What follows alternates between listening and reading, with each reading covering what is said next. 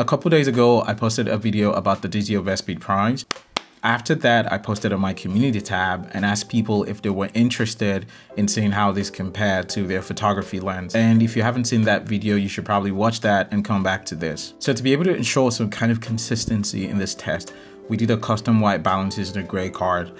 We shot in S-Log 3 and we used two Sony A7 IV cameras. The whole point is to test these two lenses in different lighting scenarios of how people are going to use it and see how they react. The first one here is a high key light situation where there's just a lot of light in and on the subject. Bam! dzofilm is to the left and Sigma is to the right of the frame.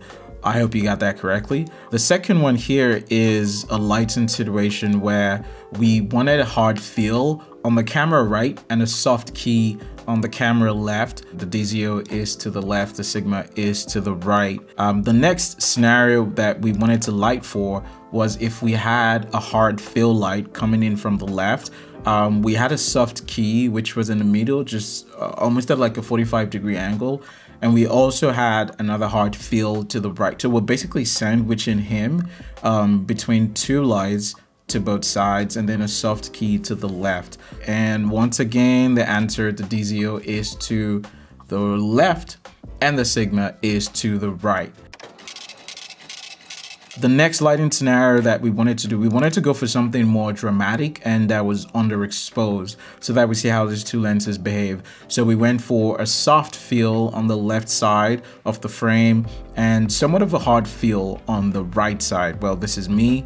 And straight away, the dzofilm once again is to the left and the Sigma is to the right. And if I'm being honest, there's really not a lot of difference between these two lenses.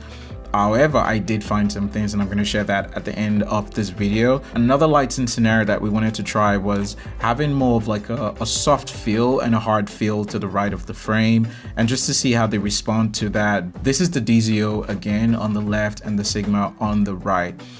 If we go to the next one, actually, basically I think here we're going for a soft feel on the left and a very harsh feel light on the right side. We're not keying anything in this, just two lights in this scenario.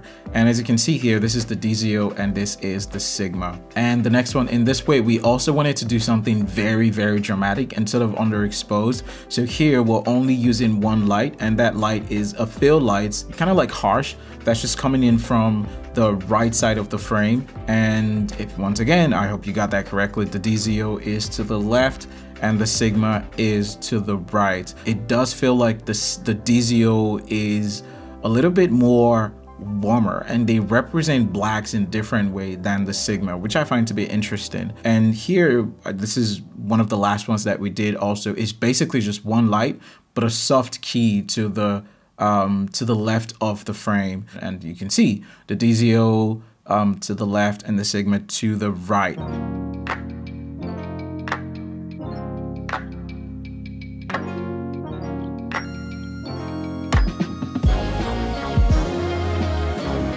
Now, I don't know if you can see any difference between those two lenses, but in my experience, I feel like they are really close. And the last test that we wanted to do was to see how this thing responded if we pointed a direct source of light into it.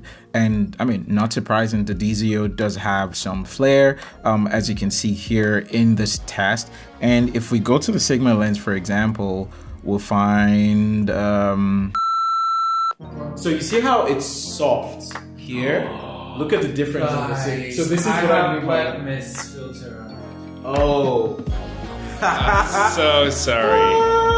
So for the most part, outside of the filtration, which will probably just, you know, do something to the contrast and soften some of the skin tones, I feel like the consistency of the Sigma still holds. So this test, even though it's not 100%, is still good enough to be able to make a comparison between those two lenses. Now, in my opinion, there's just maybe one or two differences between the Sigma and the dzofilm prime. I feel like two things basically. One, the highlight roll off. The dzofilm does tend to roll off the highlight a little bit softer than the Sigma would if you take off the filtration. And the second thing is there is an RGB component around the edges of the frame, especially in the highlights area, because here this is the dzofilm And if we go to the Sigma, for example, you see that it is clean. It doesn't really have that. So, I mean, there's a way to make this character in post-production.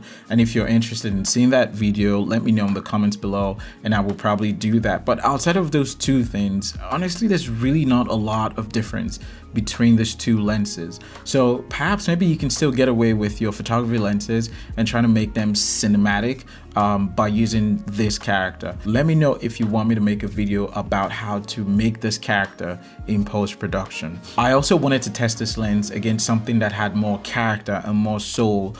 So I compare this dzofilm Vespeed Prime against the Helios 44. If you want to see that video, you can watch it right over here.